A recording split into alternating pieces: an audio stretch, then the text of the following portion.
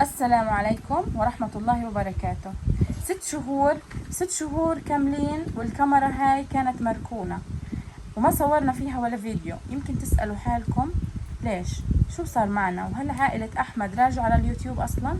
صراحة ما كنا نعرف إذا راح نرجع نصور أو لا.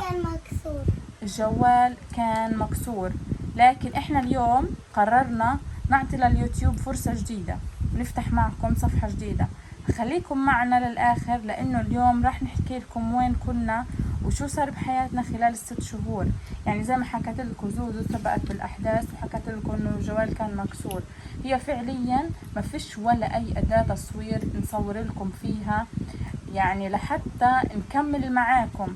يعني دائما كانت زوزو تحكي لي يا ماما امتى بدنا نرجع للقناة، بدنا. انا عن جد انا كتير اشتقت اني اصور فيديوهات وننزل وهيك، وكتير كنتوا البعض منكم يسأل ويرد بالتعليقات ويعلق وينكم، شو اخباركم، طمنونا عنكم. يعني كتير كانت يعني الاوضاع عنا شوي سيئة. ما لقناش شاشات للجوالات.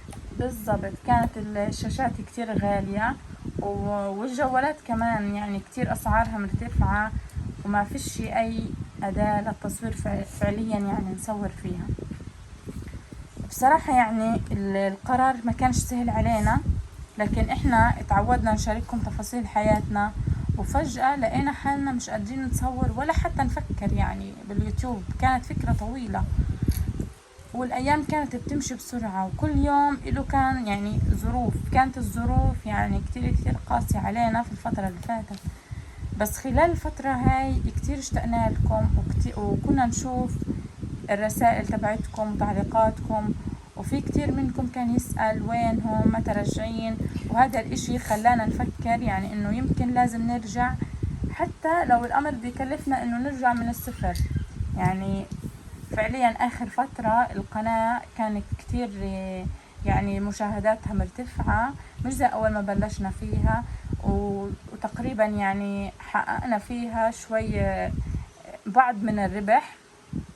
بدأت أول خطوة بالتحقيق الربح، أول هدف لإلها وصلنا قرابة 85,000 مشترك.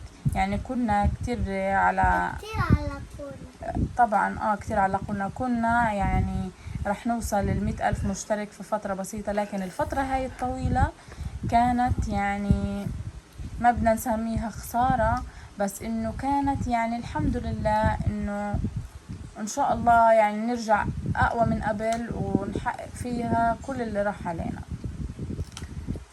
طبعا اليوم مسوكة بتحب تحكي لكم انه هي صارت شطورة وصارت تحكي.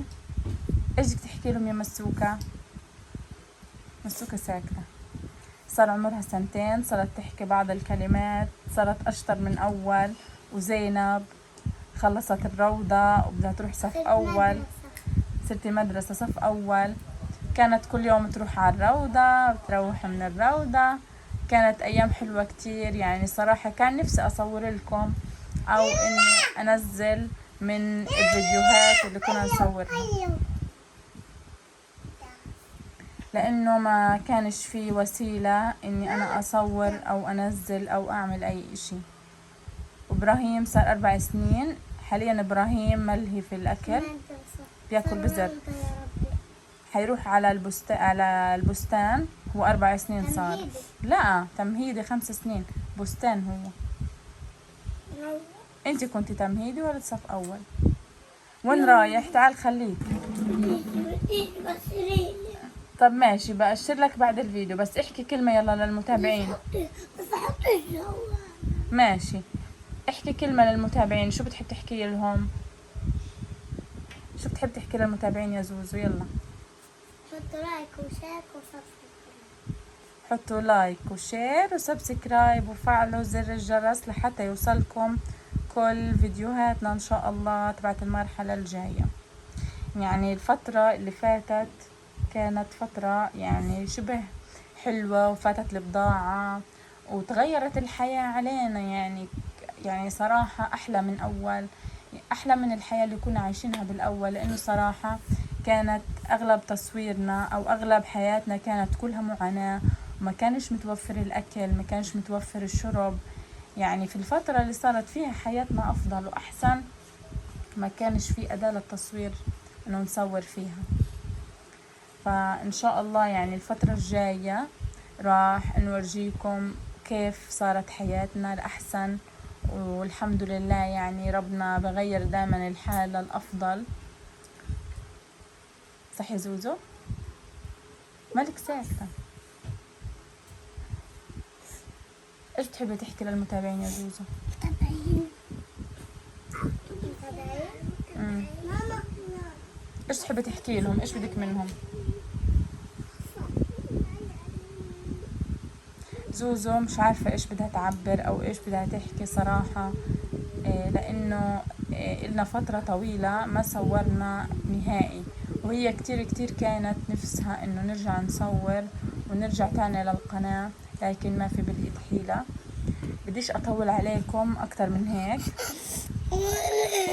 وبالختام بحب احكي لكم سلام.